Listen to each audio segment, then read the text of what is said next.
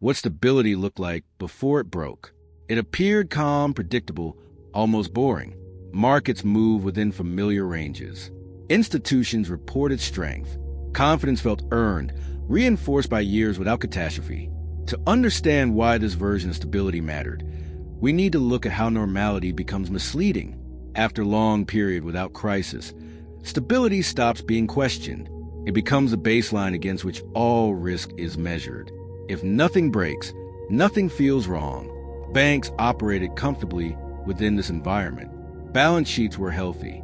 Liquidity was available. Risk controls behaved as expected. Stability felt structural rather than conditional. The system believed it found a durable equilibrium. Markets reinforced that belief. Volatility remained low. Corrections were shallow and brief. Investors learned to trust recoveries. Stability became self-confirming, strengthened by repeated validation that downturns would be contained. Regulators saw success as proof.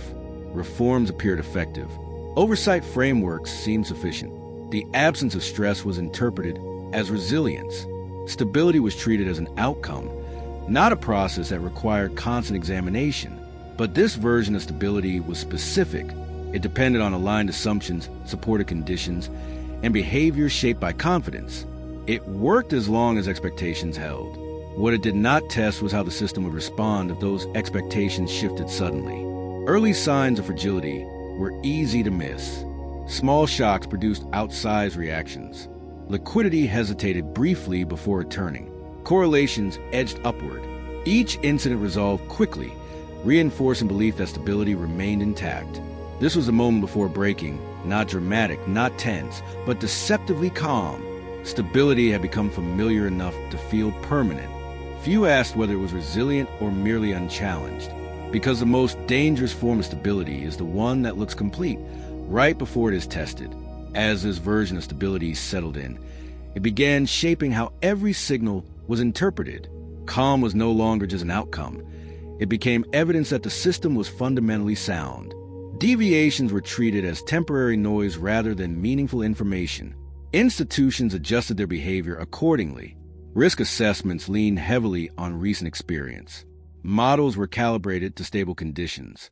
Scenarios that challenged the prevailing calm felt unrealistic. Preparation narrowed around what had already proven safe. Markets mirrored the mindset. Investors trusted patterns more than possibilities. Corrections were expected to reverse. Volatility was treated as an opportunity, not a warning. Confidence became embedded in pricing, leaving little room for surprise. Regulators absorbed the same signals. Oversight focused on maintaining equilibrium rather than questioning it. Stress indicators remained benign. Each quiet period reinforced the belief that reforms had succeeded. Stability felt earned, not fragile. This collective confidence reduced sensitivity to change. Small anomalies were dismissed quickly. Early distortions were normalized. When liquidity behaved oddly or correlations shifted, explanations came easily, and action was rarely taken. The system became optimized for continuation. Stability was protected by reinforcing the conditions that produced it. Questioning those conditions felt unnecessary, even disruptive. The absence of crisis became the strongest argument against concern. This was the deeper vulnerability. Stability relied on shared belief more than adaptive capacity. It functioned as long as behavior remained aligned with expectations. What it did not prepare for was divergence, because stability that depends on consistency is strong until consistency disappears. And when it does, the system must confront whether calm was a sign of resilience or simply the absence of challenge. That question would not remain theoretical for long. The conflict begins when stability encounters a change it cannot smoothly absorb. Not a collapse, but a shift. Behavior starts to diverge from expectation. Signals conflict. What once moved together begins to move apart, or suddenly snaps back in unison. Institutions sense it first through friction. Funding behaves differently across markets. Liquidity appears uneven. Risk models still function, but their outputs feel less persuasive.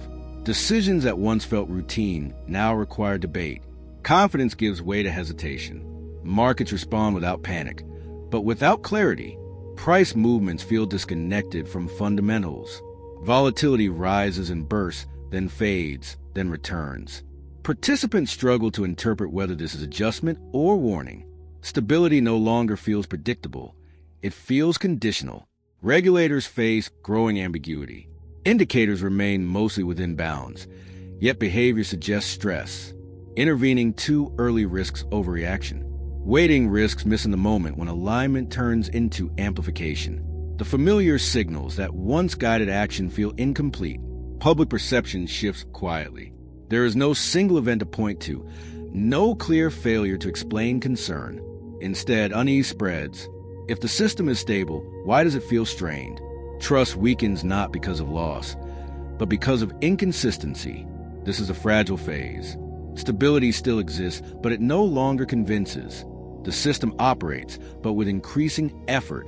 Assumptions that once simplified decisions now complicate them. The calm that defined normality begins to fracture. The conflict is not between strength and weakness. It is between a system optimized for continuity and conditions that demand adaptation. Stability holds until it must respond to something it was never designed to face. And when that moment arrives, the difference between resilience and routine becomes impossible to ignore. The reckoning arrives when stability finally breaks, not in a dramatic collapse, but in the loss of its own credibility. The system continues to function, yet no longer feels secure. What once reassured now raises questions. In the aftermath, reflection replaces assumption. Policymakers examine not only what failed, but what was taken for granted. Attention shifts toward adaptability, behavior, and the conditions under which calm can quickly turn into strain. Stability is redefined as something dynamic, not static. Institutions adjust their understanding. Risk management broadens beyond recent history. Flexibility regains value alongside efficiency. The system accepts that periods of calm are not endpoints, but intervals between tests. Preparedness becomes continuous rather than reactive. Markets absorb the lesson unevenly. Confidence returns cautiously. Volatility is no longer dismissed as an anomaly, but examined for meaning. Stability is measured by recovery under uncertainty, not by the absence of disruption. For the public, trust rebuilds slowly, not because stability is promised, but because uncertainty is acknowledged. The system feels less predictable, but more honest. Illusions fade, replaced by awareness of how fragile calm can be. Looking back, what stability looked like before it broke reveals a powerful truth. Calm is not proof of strength. It is a condition that must be understood, questioned, and tested. Systems do not fail because they lack stability. They fail because they misunderstand it.